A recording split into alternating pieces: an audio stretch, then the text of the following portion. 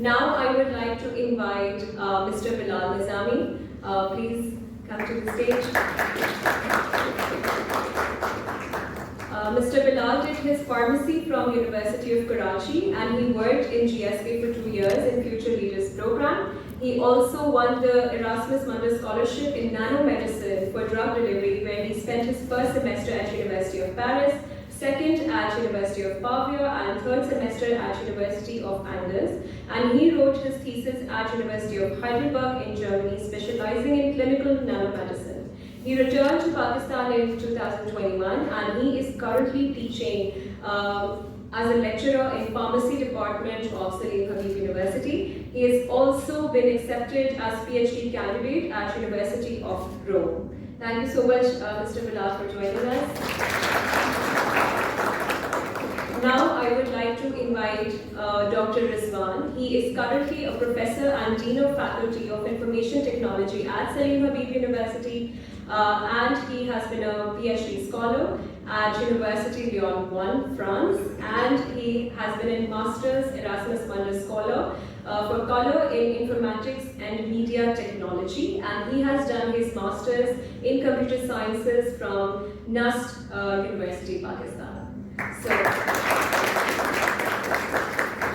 big round of applause for all our panelists. I will be joining in as a moderator. I would also like to introduce myself. I am currently lead training and advising at Office of Career Services, and I'm very happy to see our students who are very keen to know about Erasmus Program itself. That's exactly what we'll talk to our panelists about.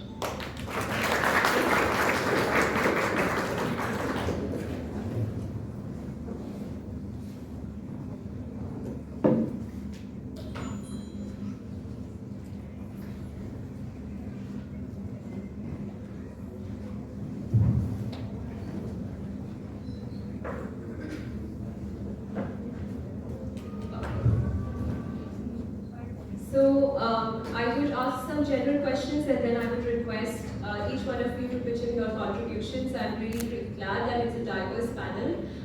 First of all, I would like you all to share some thoughts about the glimpses of your undergraduate education and how do you think your academic and metacurricular activities led you to apply into Erasmus. What are the good things that you did and what are the things in your academic journey, undergraduate journey, do you think you could have done better?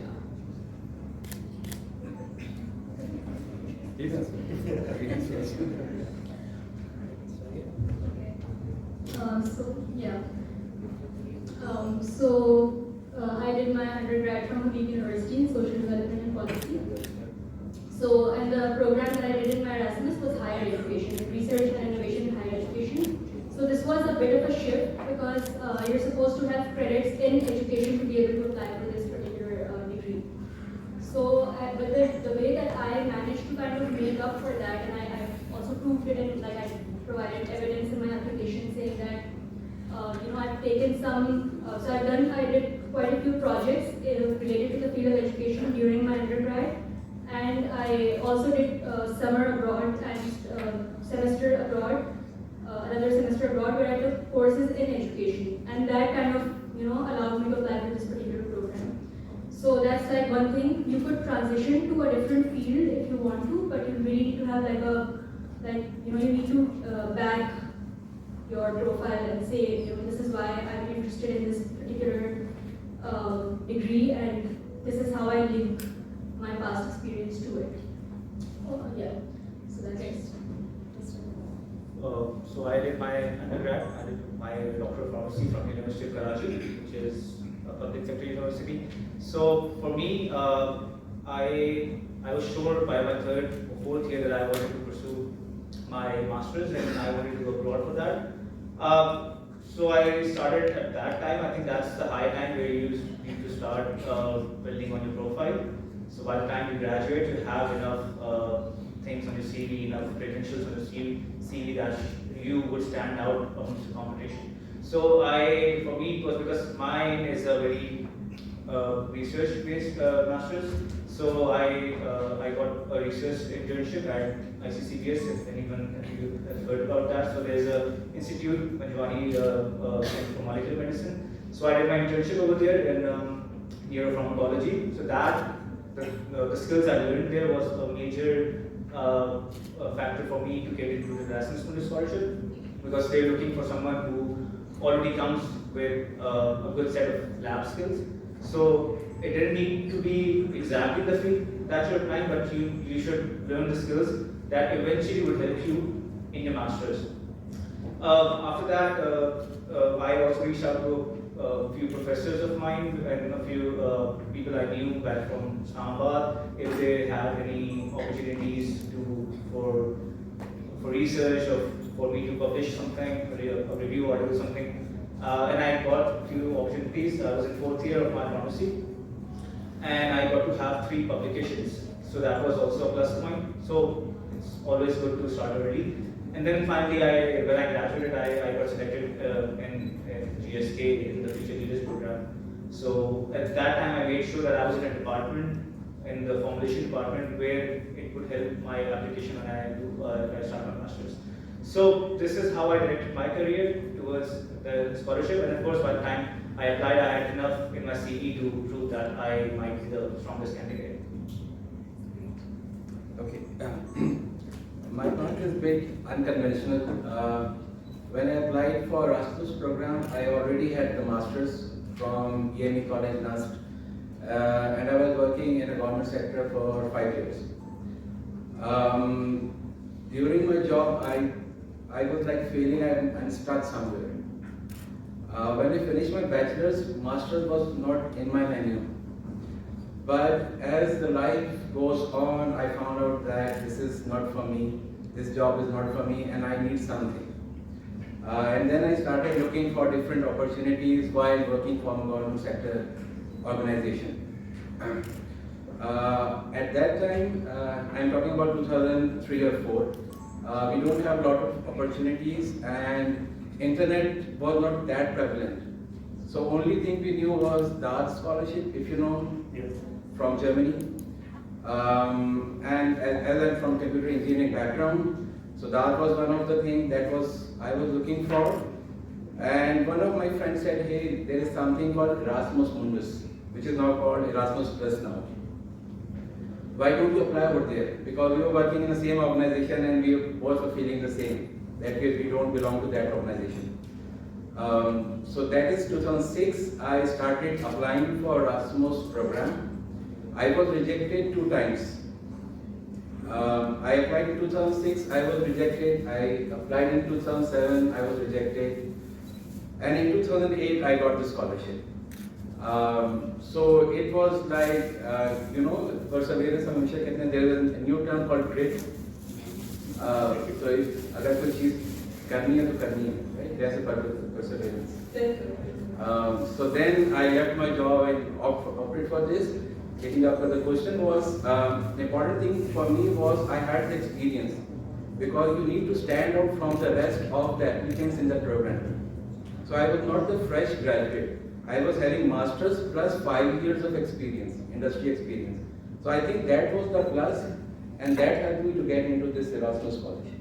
Of course. So talking about grit, resilience, and standing out from other applicants, my next question, where a lot of my student advisees also are really at a fix and they get really overwhelmed by, is the process of application and the anxiety of selection, right? So what would be your advice to the students about the application process, especially personal statements, how to choose a major or a program which is the right fit for you?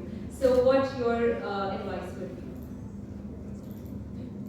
Okay, so for the application, the program that you want to apply to, first you need to, like if you're interviewing the catalog, so you have to look at 2 things.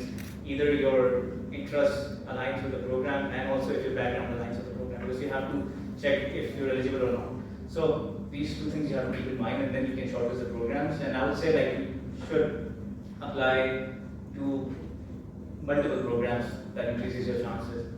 As far as anxiety, I think there is anxiety, and there's always this fear of rejection, and I always say that it's fine to be rejected, because not that you're a bad student, because I was also rejected like 16 times before I actually got my Erasmus scholarship. I was rejected from like multiple places, but at every rejection, I look back at my profile and I look like, okay, what's lacking, what's the reason I could have been rejected. So I got rejected from Erasmus in 2018 as well.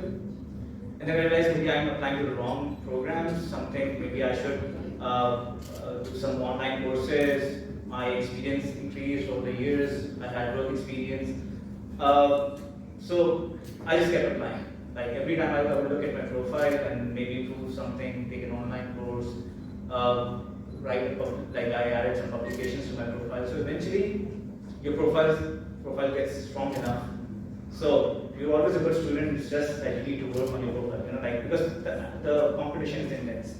As for the application, when the most important thing is your letter of motivation, that actually makes or breaks your profile. So you need to tell them it should not be a generic letter of motivation. You should have some substance to it. Don't say things that every student will say, oh, I'm highly interested in this master's program. You need to know why, what exactly makes you interested in this program, what's specific, and always have, that's my advice, that always have like an intellectual motivation. Don't go with some, childhood memory or something emotional motivation, because then they need to know that when you're hit by the hardcore science subjects in your masters, would you be able to handle that? Because they need to know that. And Europe wants something that's very a motivation that comes from your intellect. So make sure that what you're applying to, you should know why you're applying to that program.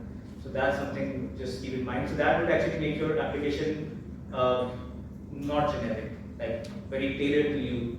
So that's one advice I would give to in your application is your letter of motivation, and then again all the rest, the work experience and the research experience that comes to you, that you should add to your profile. Yeah, so I would really agree with that. So I applied to two education-related programs in Erasmus, and for this one, I feel like my application was a lot more raw, but it was like coming from was very original. Like I wrote it kind of from the heart because I had very little time. But with the other one, I feel like I went to someone and I showed it to them with when it was half baked. I hadn't really written it, and they gave advice about how to make the background better. And I feel like that was one of the reasons that my application did not really sound like me, that essay that I wrote for the other one. And so I feel like it's a very important, not that you don't get it checked or revised by someone else, that's always a great idea, of course, but it's the first time that you're writing, it should really be coming from within. You should really know why you want to apply. You should really go look at the program website, see if it really aligns with what you want to do with life, your interests, your background, all of that, and then write that letter. Also, I also agree with the point that so I feel like that's the difference between applications to the US and applications to Europe. Europe is like a lot more practical, so you have to be more, less talking a little bit less about your feelings. I feel like, and more about why your profile is relevant to what you. So that's kind of a difference that you might notice between applying to the US, like scholarships in the US and scholarships to Europe. I feel that.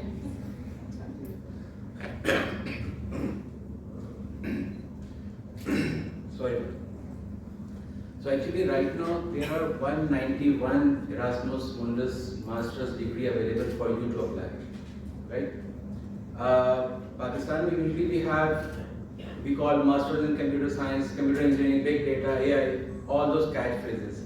In Erasmus Master you don't find exact titles. Their degrees are focusing on some industries, and usually they are cross-disciplinary. You will find a program, artificial intelligence, applied to financial data, let's say, or applied to medical sciences. So coming back to the question, this anxiety and how to choose the program. Anxiety, I think, will fade away when you start working. This is something the students really come up with this lame excuses all the time. Anxiety is nothing. Be practical. What will happen at the end? You will get rejected. Life goes on. You have multiple opportunities, but try your level best and don't run for catchphrases that I want to do masters in computer science, that's all. Sorry, my computer science examples are, because I'm from that background. But carefully look through the catalog. There are 191 programs. Believe you me, it will take a couple of weeks just to go through each and every website, just to see, because there is a catalog, and then you will click on the program, there will be another world open to you. And each Erasmus Mundus program will have 3 to 4 universities at least. Erasmus is consortium of universities. And each university has its own niche. Like one university could be very good in genomics, let's say. The other university would be really nice in doing something in engineering. And they come up and they make a consortium and offer a degree. Same happens with the law degree. I've seen a couple of law degrees. AI governance, something coming up these days. So carefully choose the program that is what you need. And then start building your profile or start making your application package. Application package is not difficult, it's standard. Only 4 or 5 things are required. Some programs may need something extra, but again, it is the same set of documents. CV, letter of motivation, your transcript, degrees, and experience. And then a nationality document as well. So it's not a rocket science to apply. The only is your fear that is stopping you. I think you just need to just overcome that fear and start working on it. So, There's one point I would like to add, because when the anxiety comes, you usually reach out for help to other like alumni or somewhere. And this one grave mistake students do is like they ask for their letter. Could you share your letter of motivation with us? That's okay. That's wrong in one sense, but it's also wrong for you, because when you read something and then you start writing, your letter of motivation would be highly inspired by the one that you just read. So that you lose your originality there somewhere, and then that results in a rejection.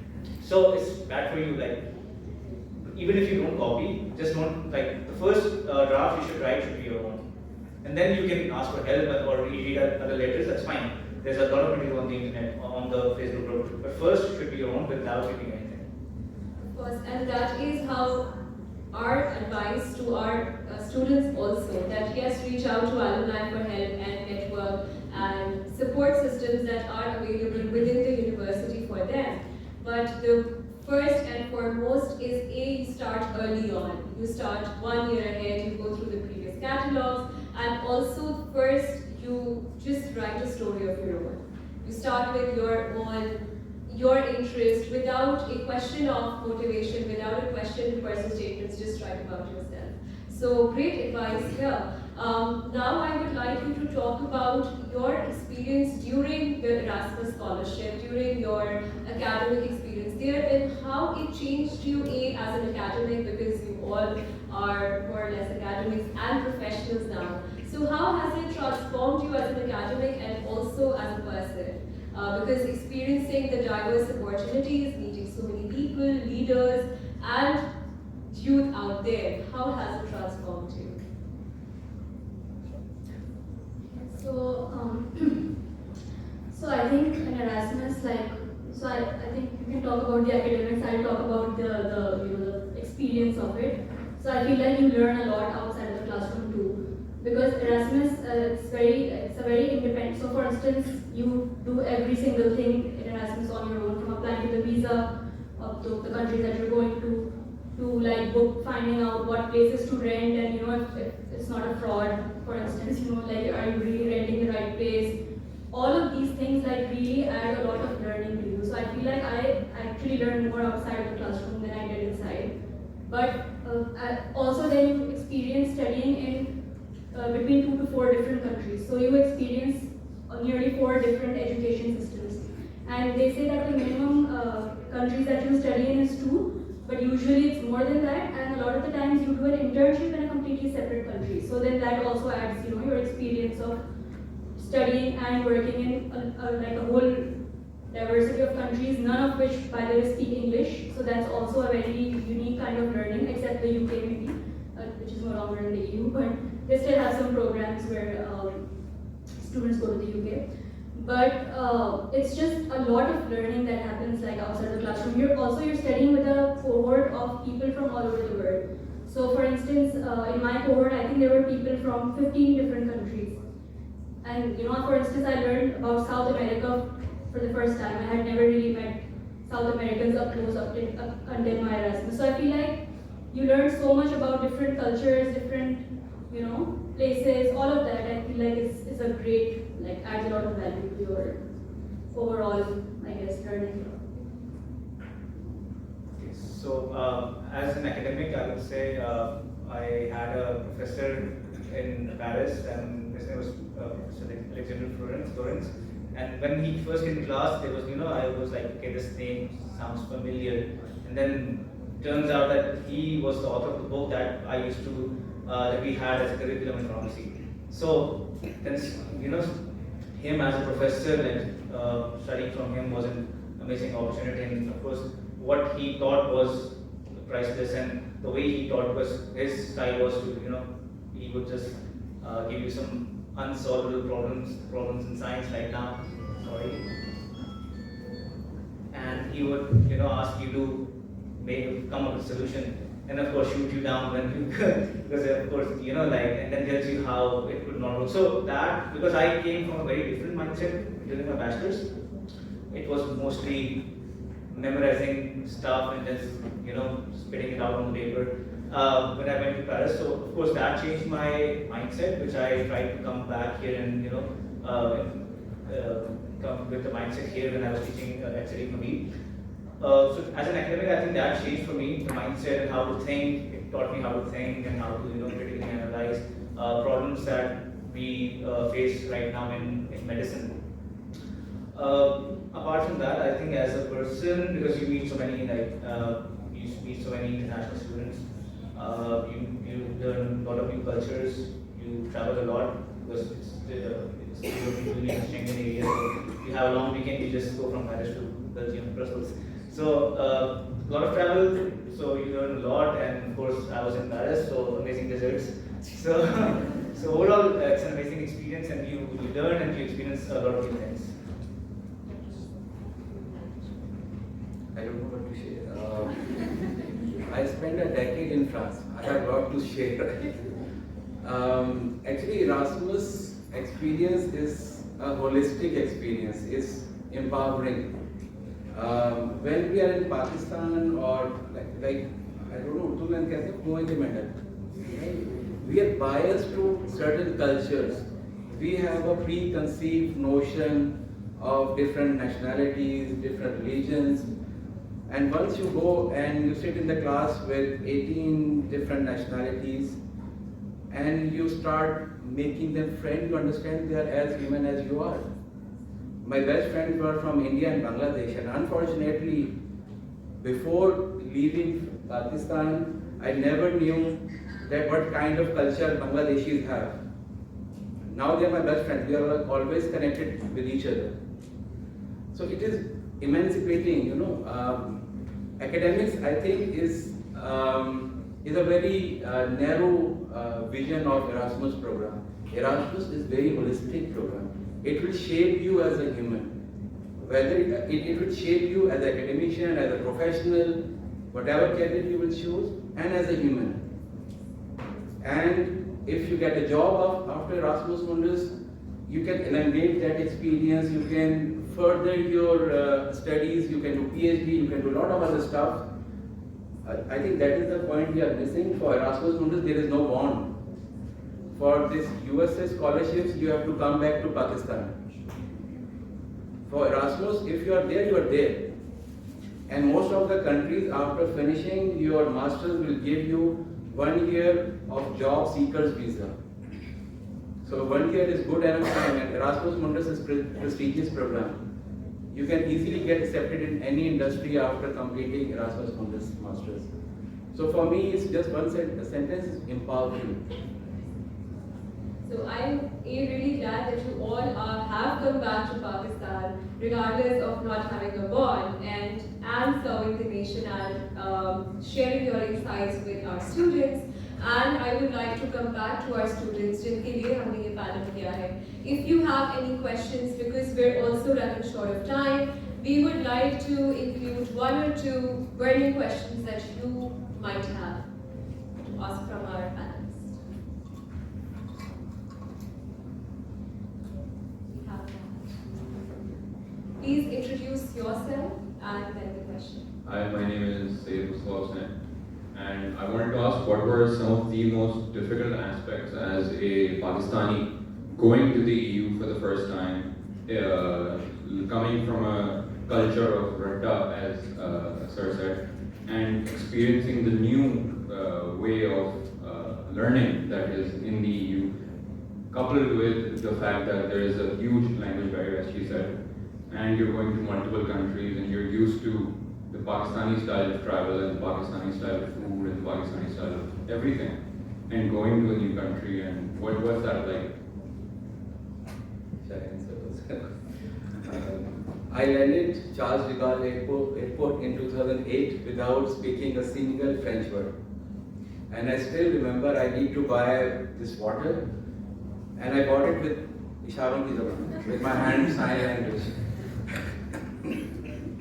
Your learning starts when you move away from your comfort zone.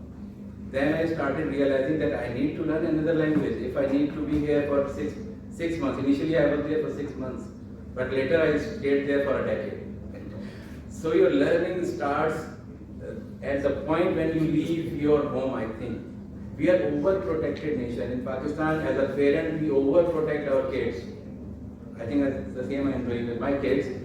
But I think once you leave your home, your comfort zone, you start learning. It's not difficult. It's just your mindset. You are going there, you know that there will be some challenges. If there is no challenges, then there is no point of doing it. Pakistan is then the best place. We should stay here. But once you're leaving, this is in our mind that we have to face the challenge. And with challenge comes the reward. So I think it's not difficult with this Ratta culture. It's okay. Within a couple of weeks, you will understand that this will not work over here. So you will start your retraining, unlearn, relearn का जो concept है. You started unlearning and relearning, your brain की training, neurons को वापस train करना शुरू कर देते हैं. Right? So it's not difficult. It's rewarding for me. I think it's the same for everyone.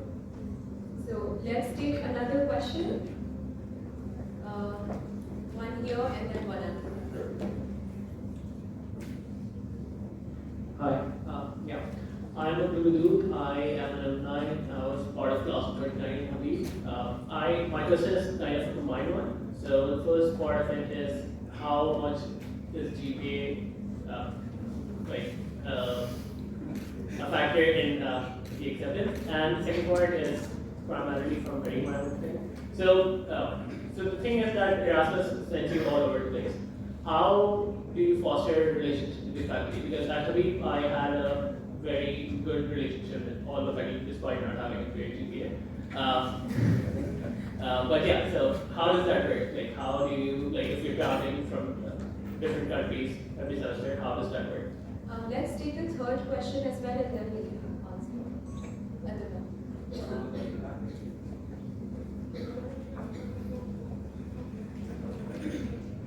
Hello. So my question is slightly personal as well. I am an SDB major student at Habib University. Professionally, I've worked with content management and writing, and also creative content marketing. So it's sort of a diverse portfolio that I'm trying to build for myself. How does that fare when I'm applying for a scholarship like Erasmus Mundus, having a more diverse, skill set? Because it can be neither here nor there, and that might confuse. That confuses me. So for the GPA, I would say there is no minimum requirement for the GPA when you're applying. But then again, when you're applying for 20 seats and then like 200, 300, 400 applicants, it does come into play. But then it comes into play until a certain percentage. You'll see programs will have, some programs will define the weightage they give to GPA. The program I was applying to, they had 30% weightage of your GPA.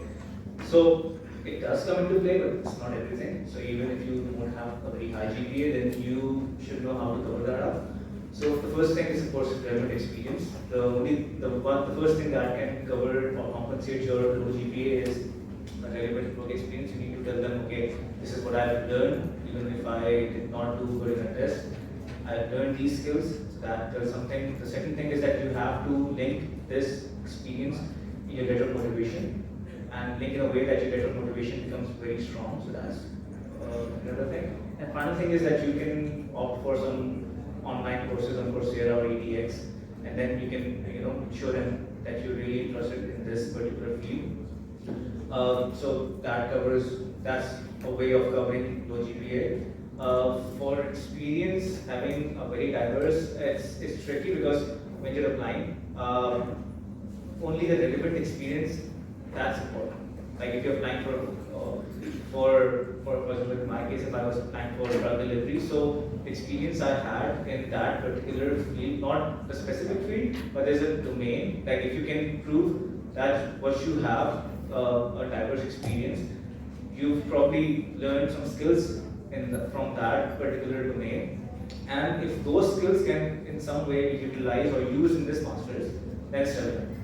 So you need to figure out a way that you would use your certain skill set in your masters. Does it align or does it not? If it does not at all align, if it's very different. For example, a lot of students ask me they want to do a research-based masters in pharmacy while working in sales and marketing department at a local pharma or like in pharmaceutical industry. That's totally irrelevant. So in that case, if it's because I'm not sure because my area of expertise is different. So if it's really different, then I would advise to only add something that's relevant and exclude the rest, because then your application will be all over the place. So you need to know which part of your experience aligns with this master's. Or if everything, you can pick out the skill set that, okay, even if it's not relevant, this is the skills I've learned and this is how I can use in this particular master's degree. So then you can make it relevant in that way. If it's not, then this exclude. Right. So thank you so much. Because we're running very short on time and we have already reached our gap time, I would like to thank all of our panelists. Thank you so much for your time. I would like to invite Ms. Yasmin Palo to the stage to present giveaways to our esteemed panelists.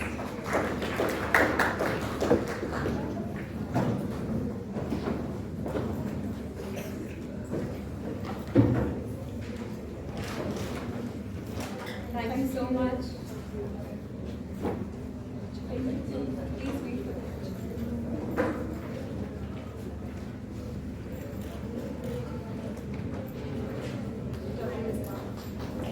Please don't leave yet. We just have 2 minutes of ceremony. We also have refreshments, and our alumni would be available to answer your questions and queries and network and socialize.